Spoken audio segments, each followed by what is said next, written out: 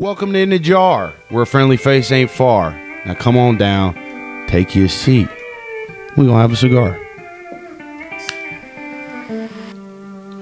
That's good, brother. First deal. With 2 years left on his current deal, Broncos give Russell Wilson a 5-year extension worth $245 million, with $165 million guaranteed. That was in September of 2022.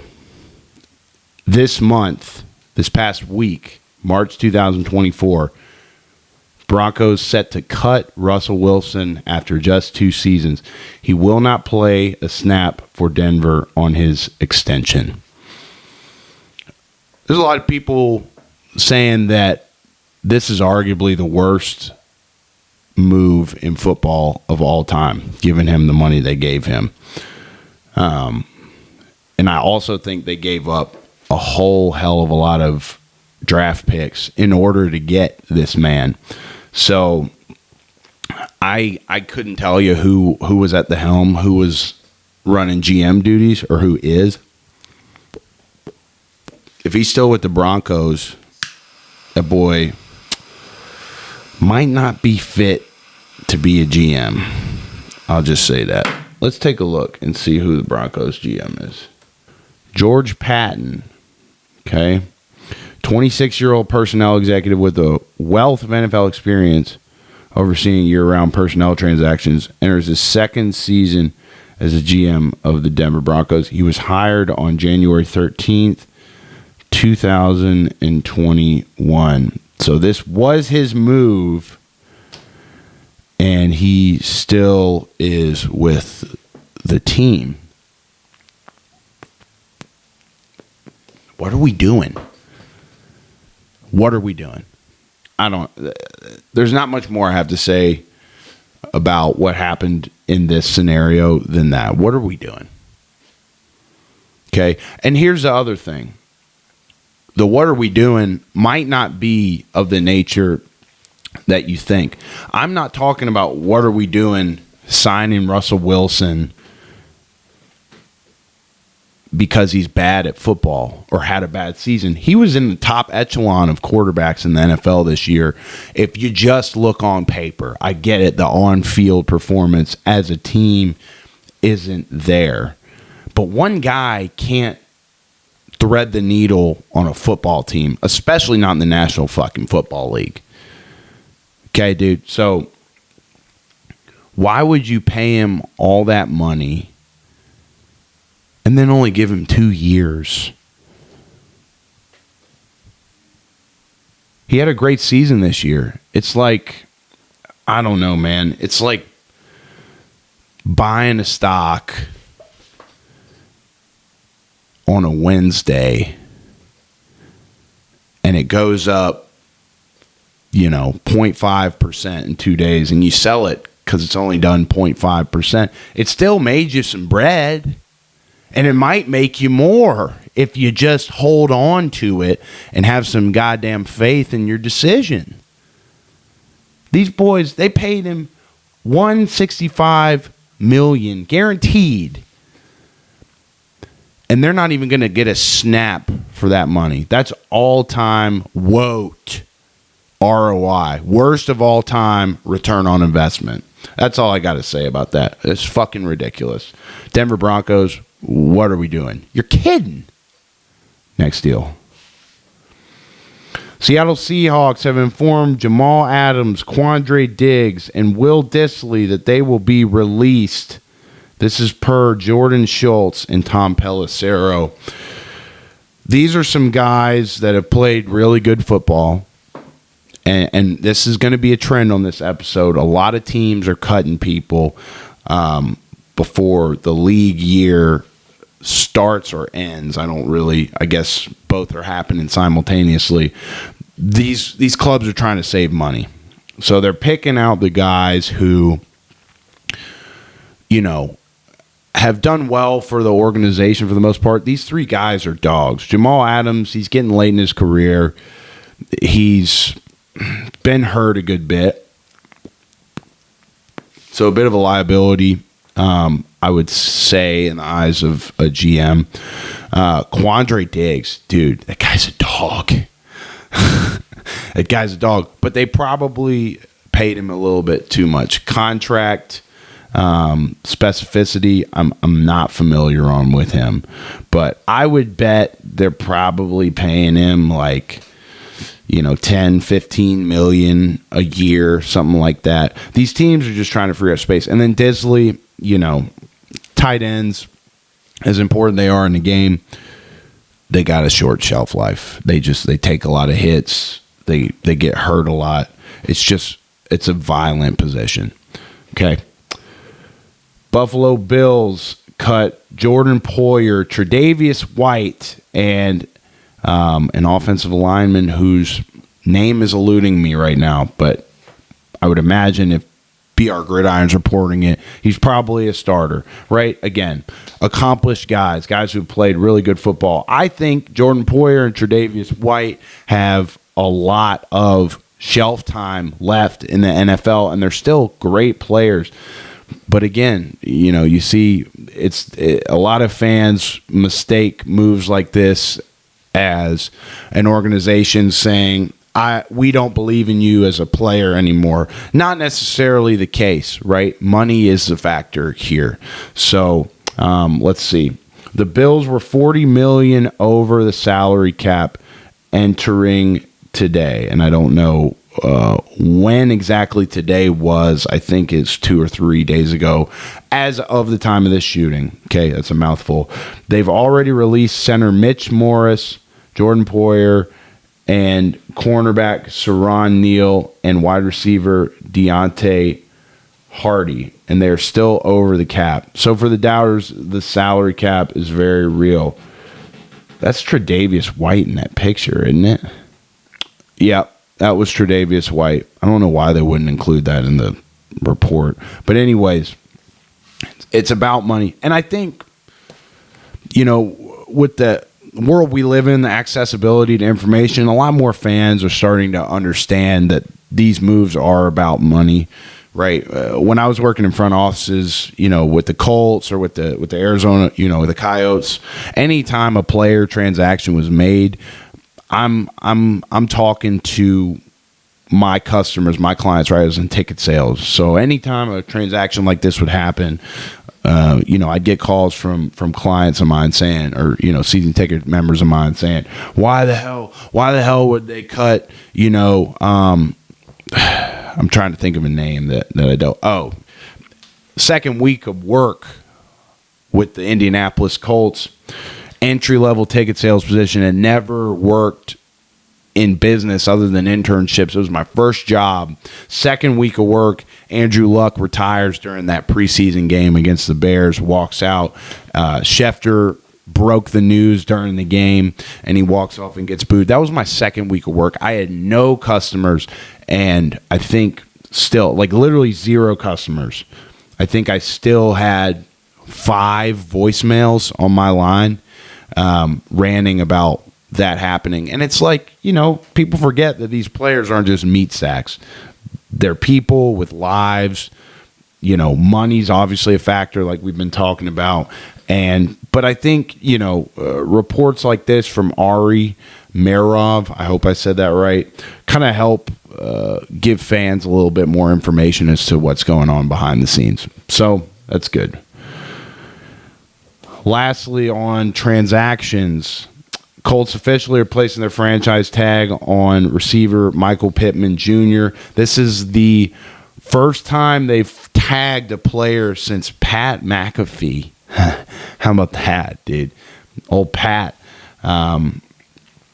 You put a tag on a punter. I haven't heard about that before. And that was before he had the big name he's got now. And it's not even about football. But basically, the reason they're doing this with Pittman is he's shown a lot of promise. He's made great plays.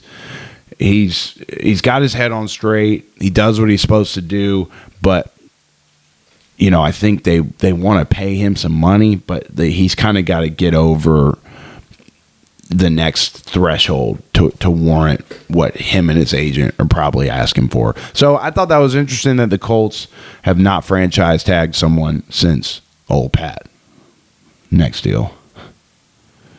NFL scouting combine occurred this past week as of the day of this shooting. And we had some highlights.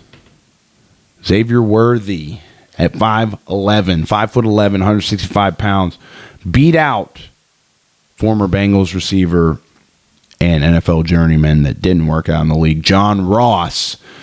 And it looks like old John had 23 pounds on Mr. Xavier Worthy, but nonetheless, he runs a 4.21 and sets the combine record. I think guys are just going to keep getting faster. I saw this clip of the Nebraska football team doing a dunk contest at halftime of one of the Nebraska basketball games, and there were some white boys that were getting up, dude, doing some windmills, doing some free throw line dunks. We might have to cover that, but I think guys are just getting more athletic.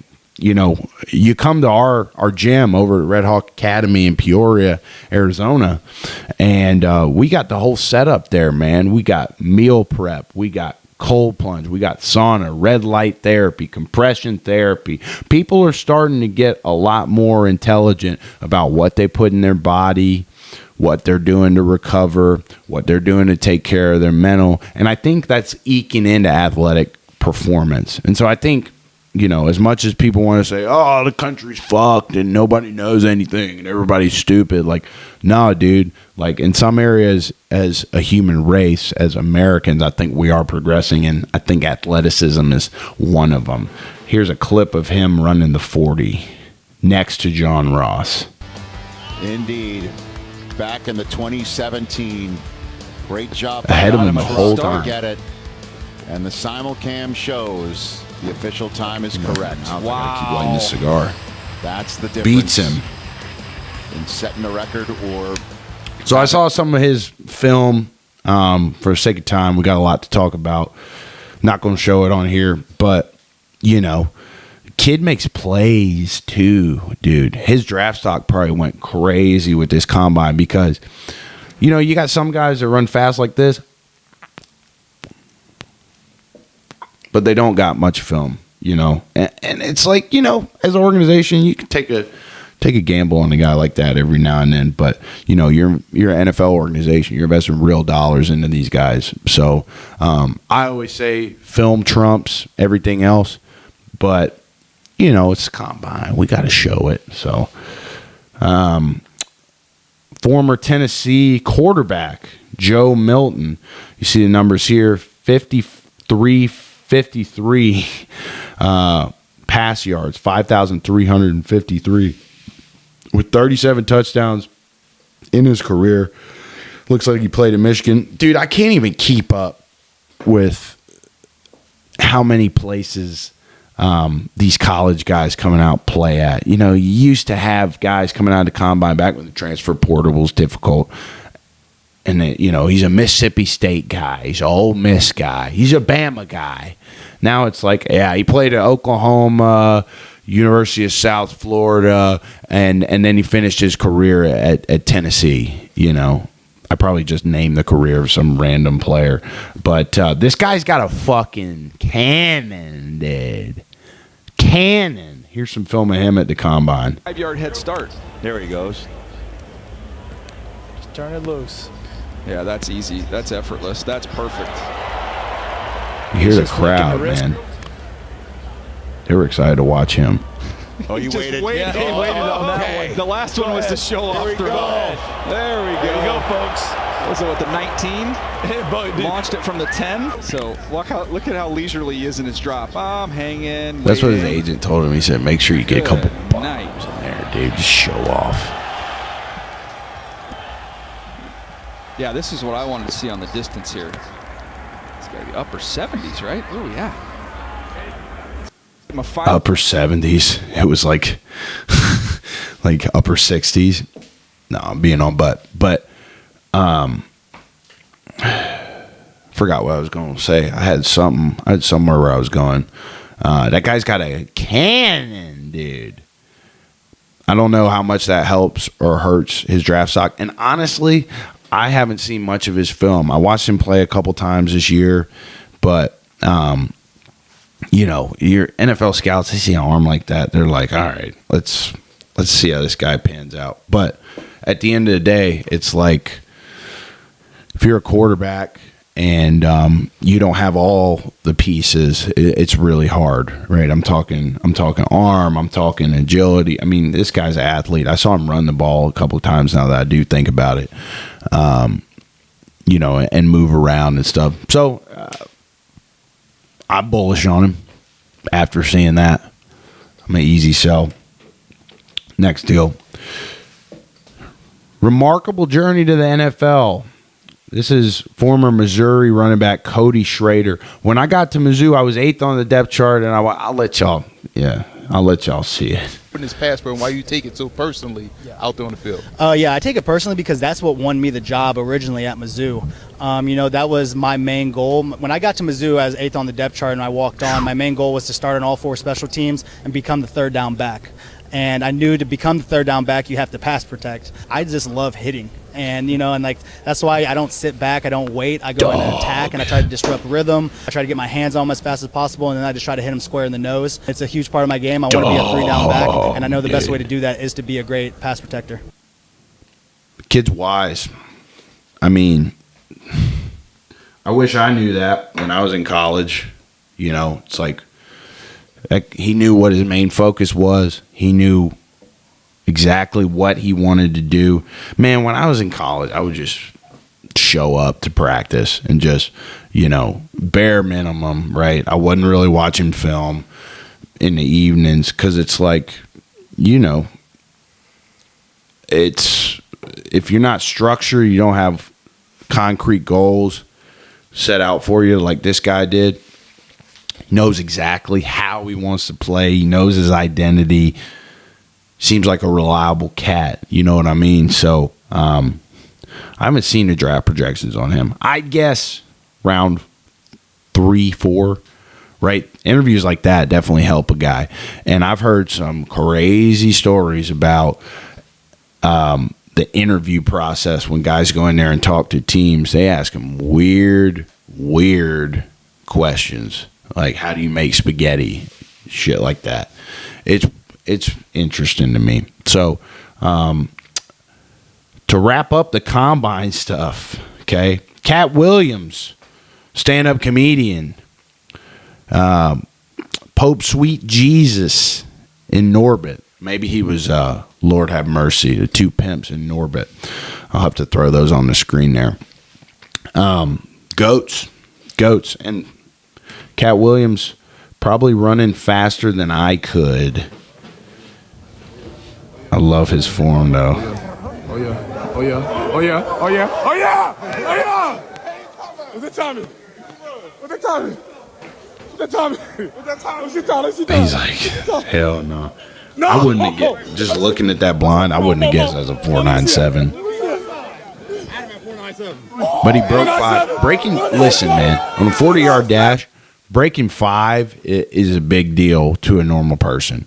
Breaking 5 seconds. If you run 40 yards as fast as you can, you want to be, if you're under 5 seconds, you're generally pretty fast, pretty athletic. But there's 2 ways to time a 40, right? There's by hand, which is how you just saw it. And there's also laser, right? So in that NFL Combine clip you saw earlier, that was laser time. That's much more precise, and it's generally much less forgiving, right? Your laser time is probably going to be slower than your by hand time. Okay. There was one time when I was in high school that I was at. So when you're a high school football prospect, what you do to try to get recruited is you go to camps and you just do a lot of 7-on-7, a lot of 1-on-1s, right? Cornerbacks versus receivers, see if they catch the ball, if they don't. Linebackers versus running backs, footwork drills. They're basically trying to get an eye test for the prospect. They're trying to get an eye test for you and see, okay, are we missing out on any like crazy athletes that we just haven't seen film of yet? So I remember one time I was at this prospect camp. It was at a small school too, and I ran a 40, and they were clocking it by hand. And I remember they timed me at 4.67. And if you know me, that's generous. You know what I mean?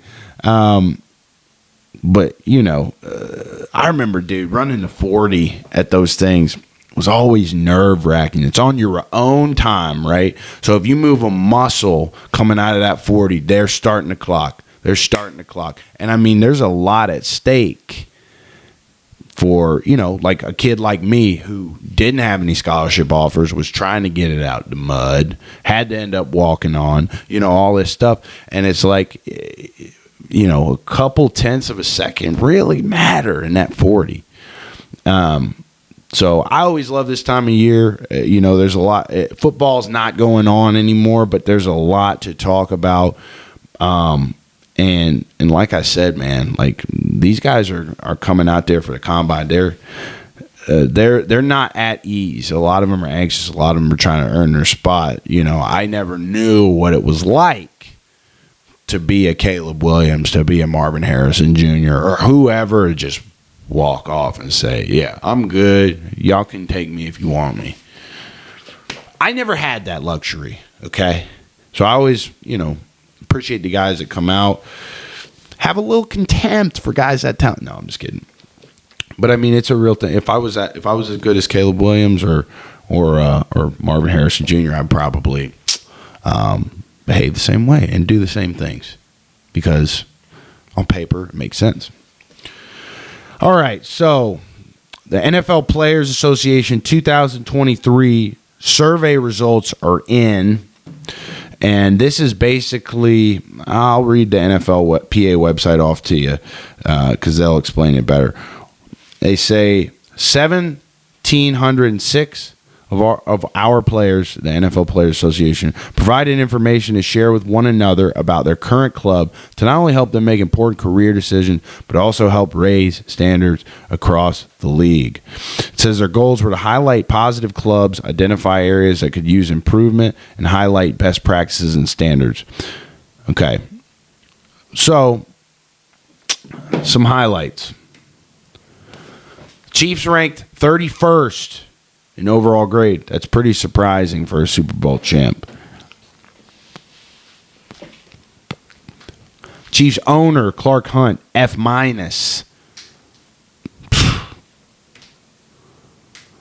Josh McDaniels was rated a D. He's the lowest rated head coach, and he's out of a job. So they fixed that. Highest rated head coaches, A+, Dan Campbell, Andy Reid, and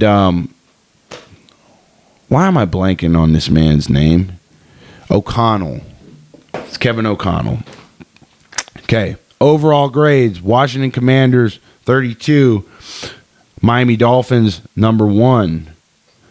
Bengals, F- on the treatment of families, food and cafeteria, nutritionist, dietitian. Commanders, F- for treatment of families, locker room, and training room. So let's dive into this, okay? So the Bengals are the team I grew up with, and their overall grade is an F-, but they're 26th of 32 teams. Bengals made significant upgrades to their facilities this year. Club completely renovated their training room, upgraded their hot and cold tubs, and added a new recovery room. Survey responses reflect that players are very pleased with these upgrades to signal improved confidence that the club is willing to invest in the facilities. The low ranking is a reflection that many other categories continue to fall short of standards across the league. For example, dude, the NFLPA is just dragging folks in here. They're one of 4 teams that offer neither a family room nor daycare for the players' families on game day. They're the only team that closes their cafeteria on the players' day off, even though many of the players come to the facility on off days for extra prep and recovery. The club did begin to provide 3 meals a day on Wednesdays only this year, but they are one of 2 teams in the league that don't provide 3 meals a day each day for the players. The locker room is another major issue for the players. Approximately 50% of the showers don't work. They either don't provide warm water or there isn't enough water pressure. They face consistent plumbing issues that limit the amount of functioning toilets the players can use. That's probably the kicker, bro. But it says they're improving. I mean, they're winning, so obviously that helps cash flow a little bit. I remember when I was in that entry-level sales role with the Indianapolis Colts, during the season, they would feed us lunch out of their cafeteria every work day. And we're eating the same food as the players were eating. It was healthy. It was clean. The folks in the cafeteria were nice as all get out to us. And everybody else in the facility was nice as all get out to us. I remember sitting close to Nick Sirianni one day, who's now head coach of the Eagles, talk about their offensive scheme for the week, dude. And it's just like, people think that sports organizations are kind of all built the same and they're categorized all the same, especially if it's across one league.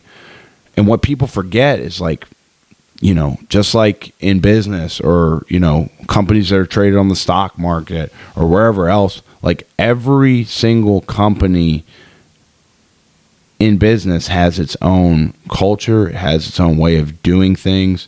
Logistically, what they pay for or prioritize financially, and sports organizations are no different, especially in the NFL. No 2 organizations are built the same. I remember when I was interviewing for a promotion from they call it inside sales to account executive, and I interviewed with a good amount of NFL clubs, and all of the interviews were completely different. The values that they emphasized in the interview, the way they talk about doing things, even ticket sales, even season tickets and business development, they all do it differently.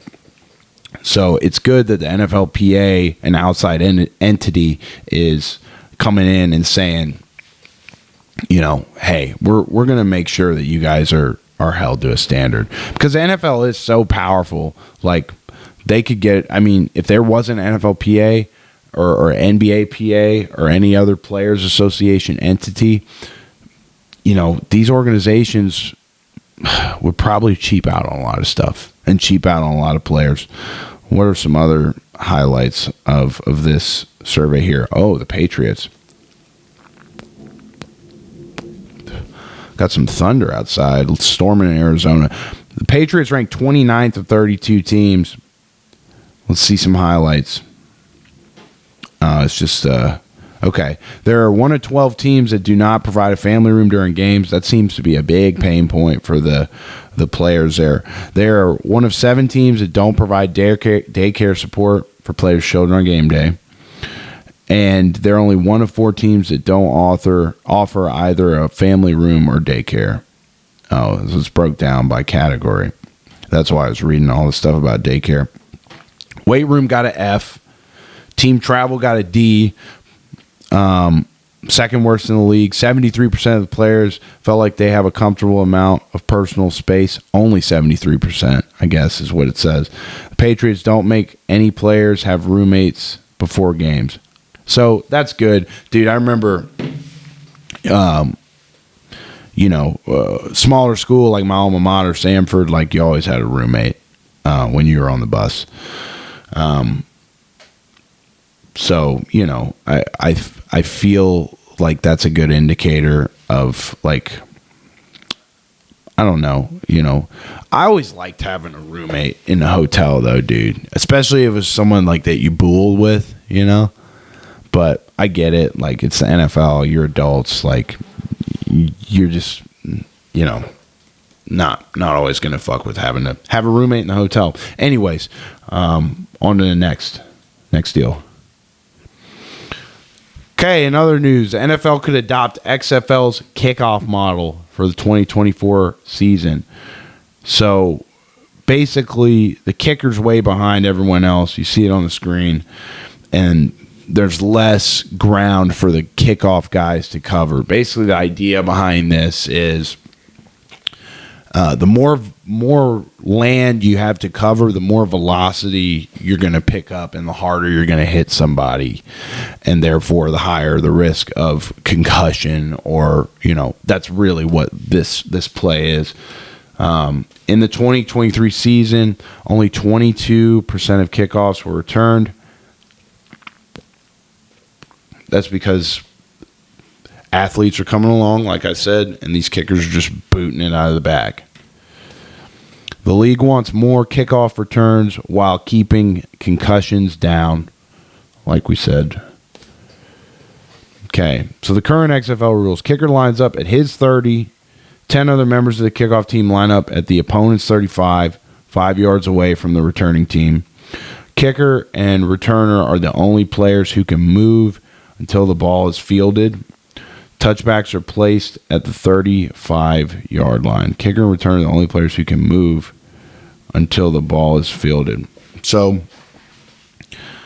man, if you're a KOR guy, if you're a kickoff return guy, this is music to your ears.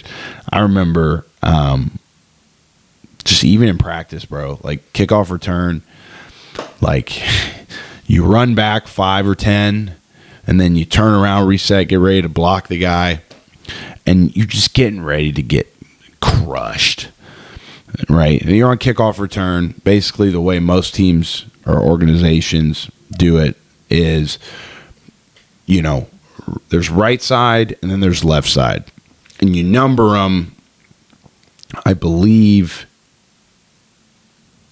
I can't remember if you number them backward or forward, but basically, you look out and you'll be like, okay, I got R6. Okay, fuck. You see some big brick shithouse fucking, at the R6 spot, and you're like, oh, am I counting this right? 1, 2, 3. Oh, so I'll count it again. 1, 2, 3, 4, 5. Shit. And you just got to get yourself mentally right, and you run back, and you hit him as hard as you can, standing. Shouldn't be standing flat-footed. I stood flat-footed a lot. And just try not to get destroyed. Special teams are very cutthroat. And that's where a lot of gritty, less athletic guys like myself can will it out and make it. So we'll see. From a fan's perspective, I always like seeing the big plays on kickoff. I remember Reuben Foster at Alabama, just CTE City, knocking folks' noggins clean off in front of 100,000 people. That shit was electric, and I fear that that's starting to go away in football.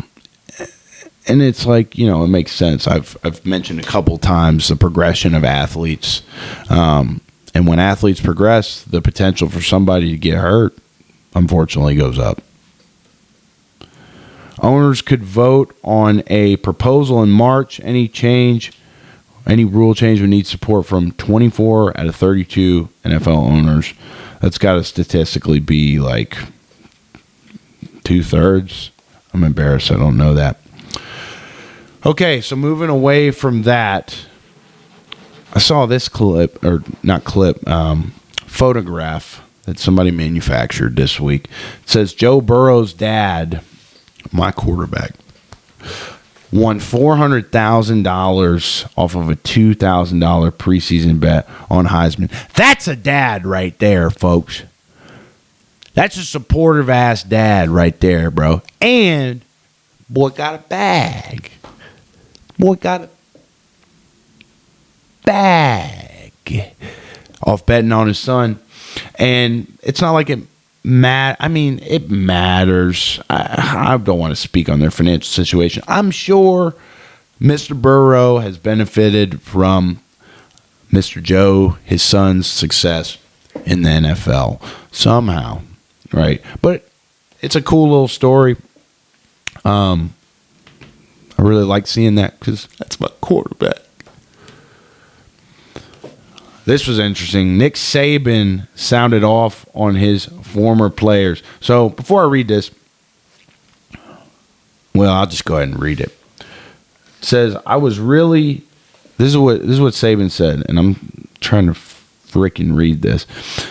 I was really disappointed in the way that the players acted after the game. You got to win with class. You got to lose with class. We had our opportunities to win the game, and we didn't do it.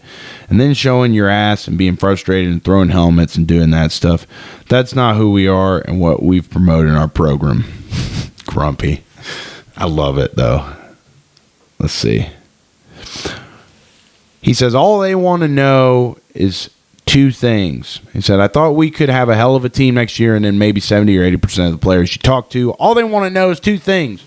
What assurances do I have that I'm going to play because they're thinking about transferring? And how much are you going to pay me? All right. It's pretty simple. Here's how we do it, Alabama. Half-ass impression. He says, so I'm saying to myself, maybe that doesn't work anymore, that the goals and aspirations are just different, and it's all about how much money can I make as a college player. He's exactly right. Things change.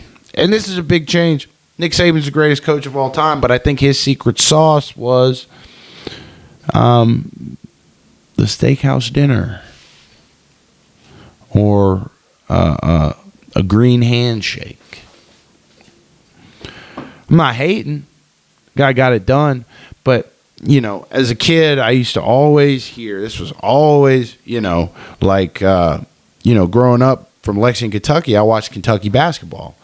And I was real passionate about it. And every time University of Kentucky was winning basketball games or winning a national championship in 2012, it was, Cal cheats.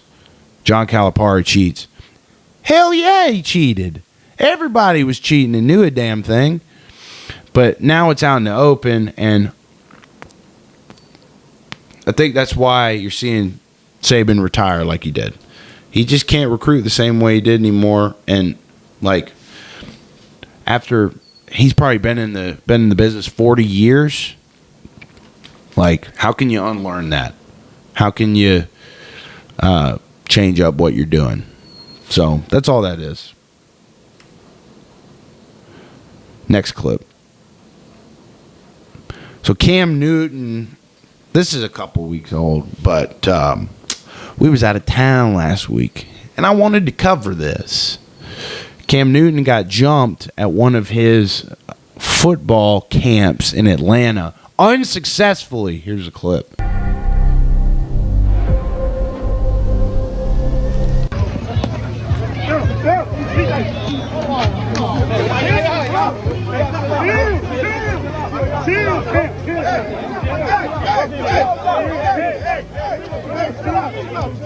Bunch of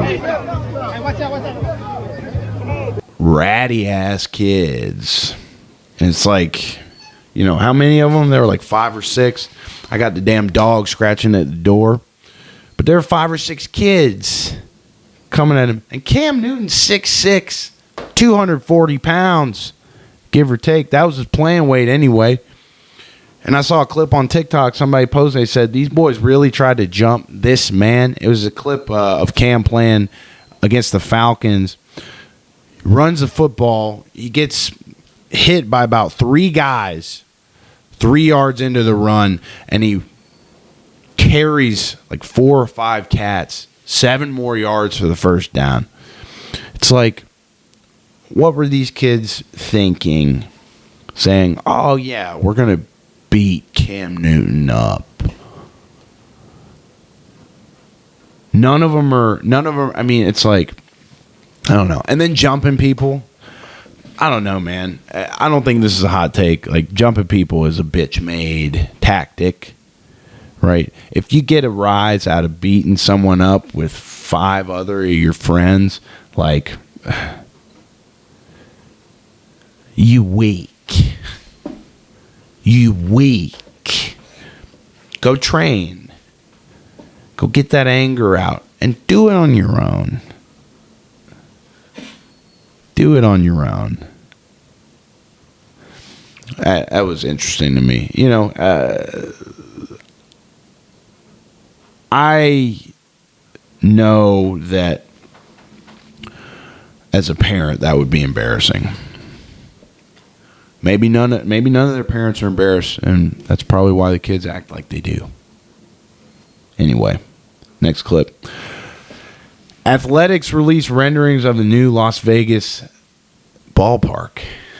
$1.5 billion project.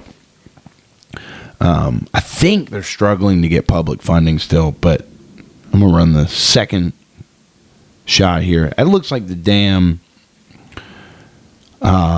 whatever it is in Sydney, Australia.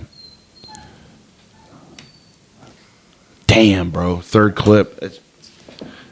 The inside of that is crazy. I wonder if they'll be able to do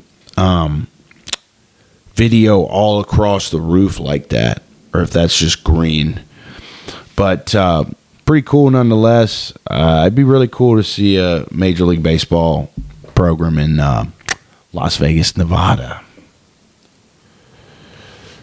Next, UAB Temple game flagged for unusual wagering activity. It says gambling watchdog firm U.S. Integrity flagged the UAB Temple game Thursday night for unusual wagering activity. It says UAB moved from 1.5 point favorites early Tuesday to 7 point favorites before tip.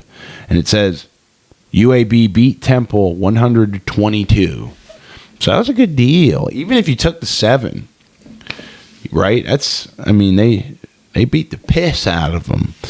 I've been watching more college basketball lately. Just being back home in Lexington, my parents are always watching the Cats. And it's about to be SEC tournament time. It's March. We're going to probably be talking about some damn March madness as that progresses. But, there's probably a little weasel in one of those programs there. And they're smaller programs. I'm sure each of those programs have some good money to, hire people to come in and make sure that they sniff out the rats.